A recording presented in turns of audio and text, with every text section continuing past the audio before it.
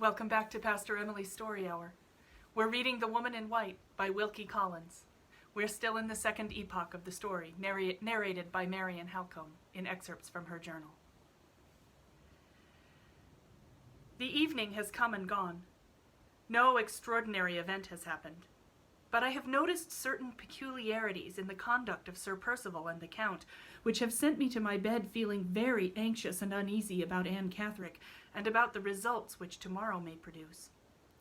I know enough by this time to be sure that the aspect of Sir Percival which is most false, and which therefore means the worst, is his polite aspect. That long walk with his friend had ended in improving his manners, especially towards his wife.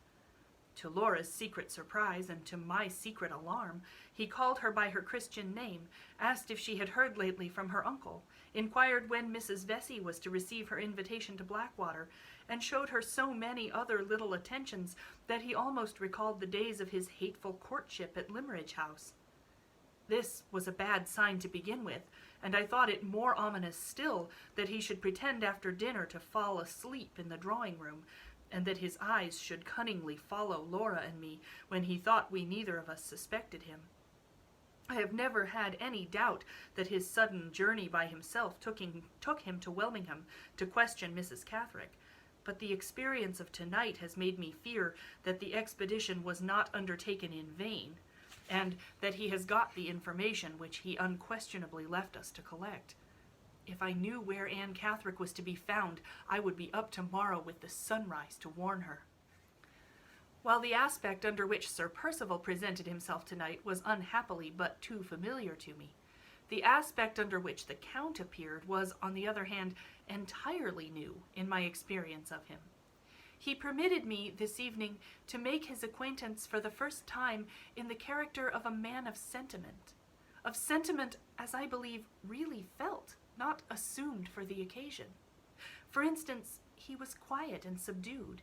His eyes and his voice expressed a restrained sensibility.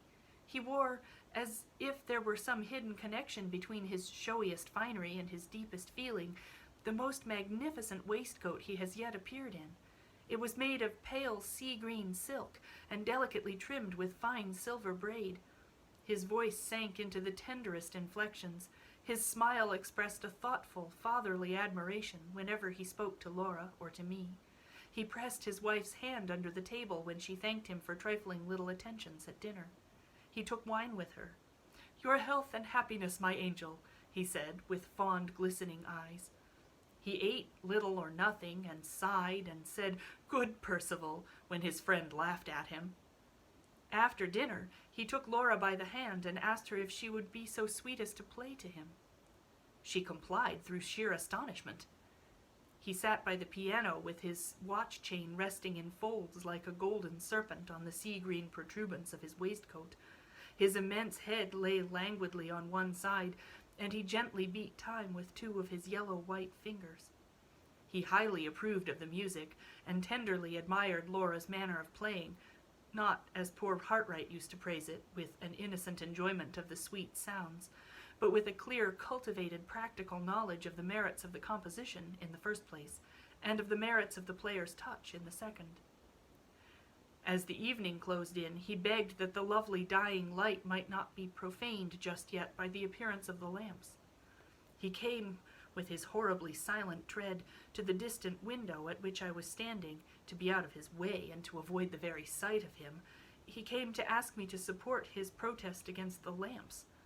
If any one of them could have only burnt him up at that moment, I would have gone down to the kitchen and fetched it myself. "Surely you like this modest, trembling English twilight," he said softly. "Ah, I love it. I feel my inborn admiration of all that is noble and great and good, purified by the breath of heaven on an evening like this. Nature has such imperishable charms, such inextinguishable tenderness for me. I am an old fat man. Talk which would become your lips, Miss Halcombe, sounds like a derision and a mockery on mine.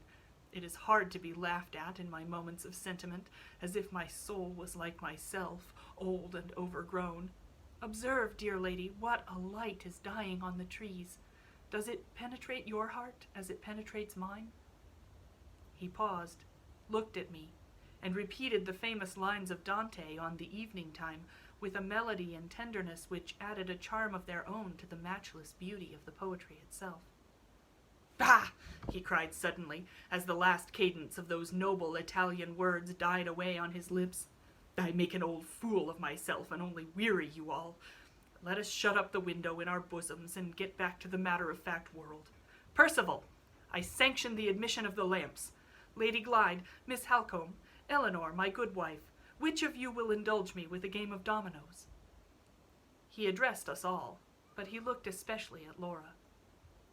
She had learnt to feel my dread of offending him, and she accepted his proposal. It was more than I could have done at that moment.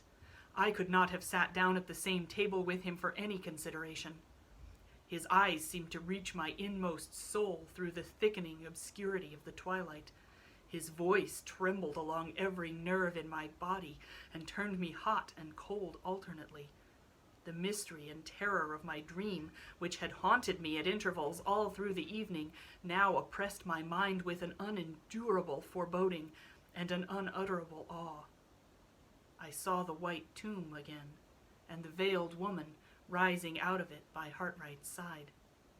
The thought of Laura welled up like a spring in the depths of my heart and filled it with waters of bitterness never known to it before. I caught her by the hand as she passed me on her way to the table, and kissed her as if that night was to part us forever.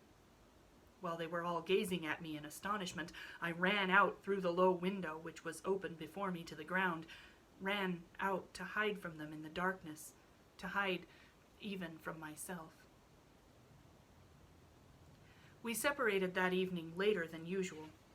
Towards midnight, the summer silence was broken by the shuddering of a low, melancholy wind among the trees. We all felt the sudden chill in the atmosphere, but the Count was the first to notice the stealthy rising of the wind. He stopped while he was lighting my candle for me and held up his hand warningly. "Listen," he said. "There will be a change tomorrow." Come back tomorrow for the next installment.